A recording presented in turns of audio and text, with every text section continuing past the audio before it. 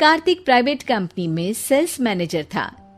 उसके माता पिता, पत्नी मीरा, बहन राधा और 2 बच्चे हैं। एक दिन मीरा कहती है, कार्तिक, बच्चों के स्कूल में एनुअल फंक्शन के लिए 2000 जमा करने पड़ेंगे।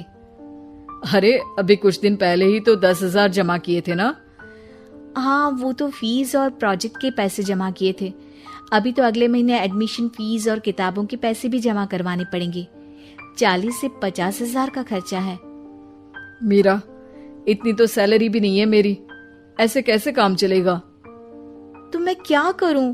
बच्चे को सरकारी स्कूल में डाल दूं? मीरा, तुम जानती हो ना, मैं मुश्किल से 35 से 40,000 ही कमा पाता हूँ। इस घर के खर्चे दिन ब दिन बढ़ते जा रहे हैं, थोड़ा कंट्रोल करो ना। क्या खाना और कपड़े पहनना भी बंद कर दूं? मैं ऐसा नहीं कह रहा हूँ मीरा। तुम जानती हो राधा का भी पोस्ट ग्रेजुएशन पूरा होने वाला है। घर के खर्चों के साथ उसकी शादी की जिम्मेदारी भी उठानी है। मेरे बच्चों की पढ़ाई से ज्यादा इम्पोर्टेंट राधा की शादी है, तो करो जो मन में आए। मैं बोझ लगती हूँ तो मैं बच्चों के साथ अपने मायके चली जाती हूँ। तुम्हारी सारी मुसीबतें ही खत्म हो जाएगी। मीरा, मुझसे बहस मत करो। सुबह सुबह ऑफिस जाने के टाइम पर ही कलेश करके दिन मत खराब करो।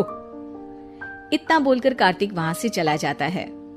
तभी, कार्तिक बेटा, ऑफिस जा रहे हो? मेरी दवाइयां लेते आना।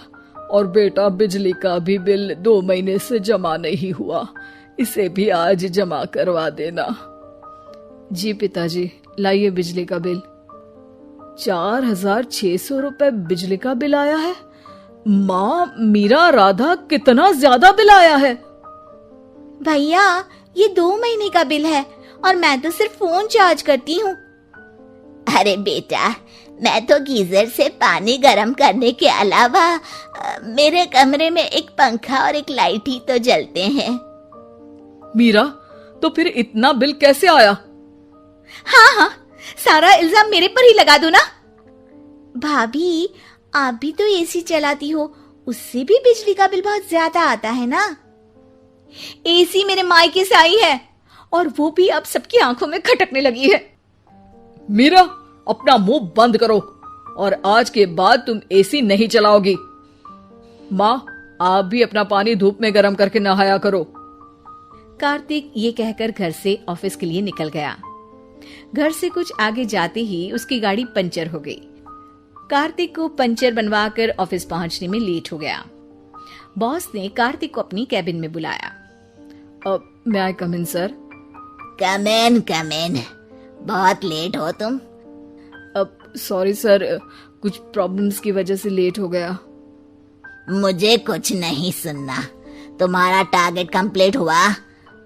नो सर, अभी बाकी है। क्यों? सर, मार्केट में बहुत रिसेशन चल रहा है, बिजनेस कहीं से मिल नहीं पा रहा। मैं अपनी तरफ से पूरी कोशिश कर रहा हूँ सर। मुझे तुम्हारी कोशिश नहीं चाहिए, मुझे बिजनेस चाहिए। अगर तुमसे नहीं हो पा रहा है तो तुम रिजाइन कर सकते हो। नहीं सर, मुझे इस नौकरी की बहुत जरूरत है। मैं अपनी फैमिली का सिंगल अर्निंग पर्सन हूँ। मेरी जॉब चली गई तो मेरी फैमिली प्रॉब्लम में आ जाएगी सर।